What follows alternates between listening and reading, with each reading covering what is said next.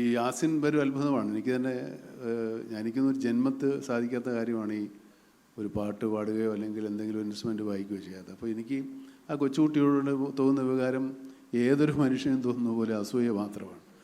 വളരെ കൊച്ചു കുഞ്ഞാണ്, പക്ഷേ എന്നാലും ഇവൻ ഇങ്ങനെയൊക്കെ ചെയ്യുന്നല്ലോ, നമുക്കും 12 വയസ്സ് കഴിഞ്ഞു പോയതാണല്ലോ, അന്നൊന്നും എനിക്ക് തോന്നിയില്ലല്ലോ, എനിക്ക് പറ്റിയില്ലല്ലോ, ഇതെനിക്ക് തോന്നുന്നുണ്ട്, നിങ്ങൾക്ക് തോന്നുന്ന പോലെ തന്നെ. ഇതൊക്കെ ഒരു എന്താ പറയുക, നമുക്ക് പക്ഷേ കൈയും കാലുമൊക്കെ ഉണ്ടായിരുന്നല്ലോ, പക്ഷേ അത് നമുക്ക് തോന്നിയില്ല. പക്ഷേ ഇതിനെ അതിജീവിക്കാൻ അവന് തോന്നുന്നവനൊരു ആത്മധൈര്യം ഈ നാളത്തെ തലമുറയിൽ ഇതുപോലുള്ള ധൈര്യമുള്ള കുട്ടികൾ, പരിശ്രമികളായ കുട്ടികളുണ്ടാവുന്നത് നമ്മുടെ സമൂഹത്തിന്, നമ്മുടെ നാടിന് വലിയ വലിയ മുതൽക്കൂട്ടാവുമെന്ന് തന്നെയാണ് നമ്മൾ ആഗ്രഹിക്കേണ്ടത്. ഇന്ന് അവാർഡ് ജേതാക്കളിൽ 3 പേര് സംഗീതവുമായി വളരെ അടുത്ത് നിൽക്കുന്ന ആളുകളാണ്. യാസിൻ സംഗീതജ്ഞനാണ്, പാട്ടുപാടും, ഡാൻസറാണ്. പക്ഷേ ഇതിനൊന്നുമുള്ള ഒരു അവയവ ഭംഗിയും അവനില്ല. പക്ഷേ അതെല്ലാം നമുക്ക് വളരെ മനോഹരമായി ഭംഗിയുള്ളതായി തോന്നിപ്പിക്കാൻ അവന് സാധിച്ചു. അത് തന്നെ വലിയ നേട്ടമാണ്. അപ്പോൾ അവരുടെ ആത്മവിശ്വാസം എന്ന് പറയുന്നത്, ഞങ്ങൾ നിങ്ങളെ പോലെയുള്ള ആളുകളാണ്, നിങ്ങൾ കുറച്ച് കാണണ്ട, ഞങ്ങളിങ്ങനെയൊക്കെയാണ്, നമ്മൾ എങ്ങനെയാണ് അതാണ് അവരുടെ ആറ്റിറ്റ്യൂഡ്. ഇപ്പോൾ അത് തന്നെയാണ് അവരെ വളർത്തുന്നത്. നിങ്ങൾക്ക് എത്രയൊക്കെ ഉണ്ടായിട്ടും നിങ്ങളൊന്നും ആകാത്തതൊക്കെ ഞങ്ങളെ കൊണ്ടാകാൻ സാധിക്കും.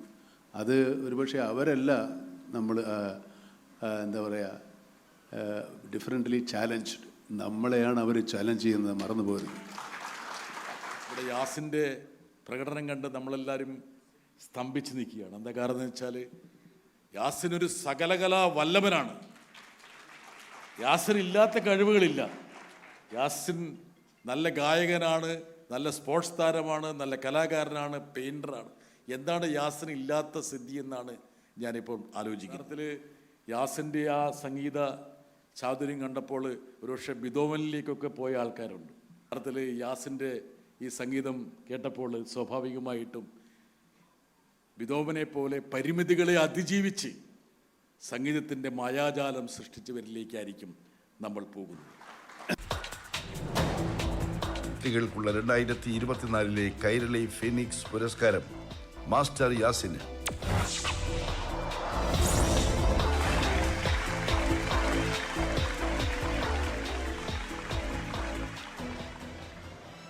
കൈകാലുകളില്ലാതെ പിറന്നിട്ടും 80% ചലന അവയവ വെല്ലുവിളികളെ നേരിട്ട് തന്നെ വളർന്നിട്ടും മിടുക്കനായി മാറിയ മാസ്റ്റർ യാസിനാണ് ഈ വർഷത്തെ കുട്ടികളുടെ വിഭാഗത്തിലെ ഫീനിക്സ് പുരസ്കാര ജേതാവ്. ഏറെ സ്നേഹത്തോടെ മമ്മൂക്കയുടെ അടുത്തേക്ക് നമുക്ക് ക്ഷണിക്കാം മാസ്റ്റർ യാസിൻ. കൈരളി ഫീനിക്സ് പുരസ്കാരം സ്വീകരിക്കുന്നതിനായി മാസ്റ്റർ യാസിനെയും പുരസ്കാരം നൽകുന്നതിനായി പത്മശ്രീ ഭരത് മമ്മൂട്ടിയെയും ക്ഷണിക്കുന്നു. കീർത്തിപത്രവും ക്യാഷ് അവാർഡും സമ്മാനിക്കുന്നത് ബഹുമാനപ്പെട്ട മന്ത്രി ശ്രീമതി ആർ ബിന്ദു.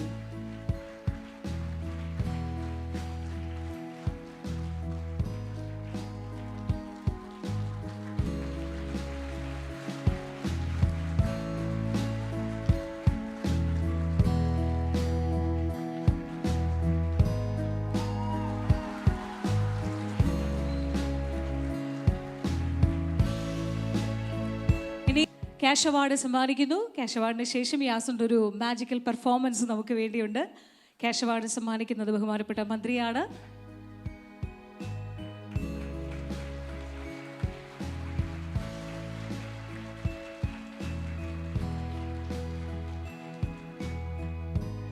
കൺഗ്രാറ്റുലേഷൻസ് യാസിൻ. അപ്പം നമുക്ക് പറയാനുള്ളതിന് മുൻപ് ഒരു പാട്ട് ഞങ്ങൾക്ക് വേണ്ടി പ്ലേ ചെയ്യോ? റെഡി?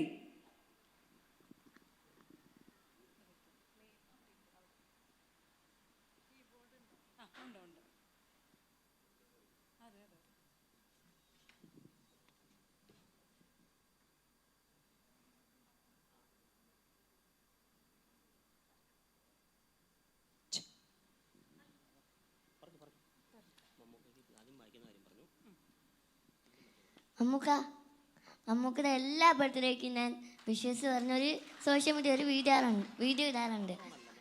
അതിനകത്ത് CBIയിലെ BGMഉം പിന്നെ മധുരരാജ എന്ന് പറയുന്ന സിനിമയിലെ മോഹമുദ്രി എന്ന് പറയുന്ന ഗാനം വായിച്ചു തരാറുണ്ട്. അപ്പം അത് ഞാനിപ്പോൾ ഇവിടെ വായിക്കാം.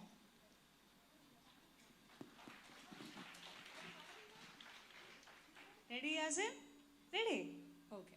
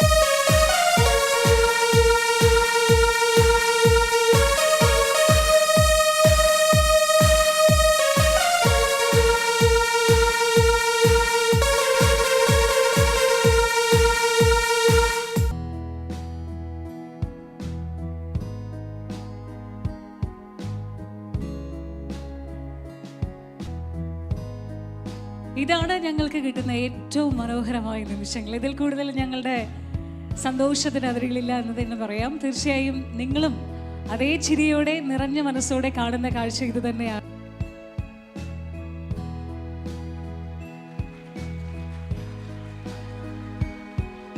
Thank you Mammukka, thank you so much. അടുത്തതായി ആശംസാ പ്രസംഗത്തിനായി ക്ഷണിക്കുന്നു Kairali TV director advocate CK Karunakaran.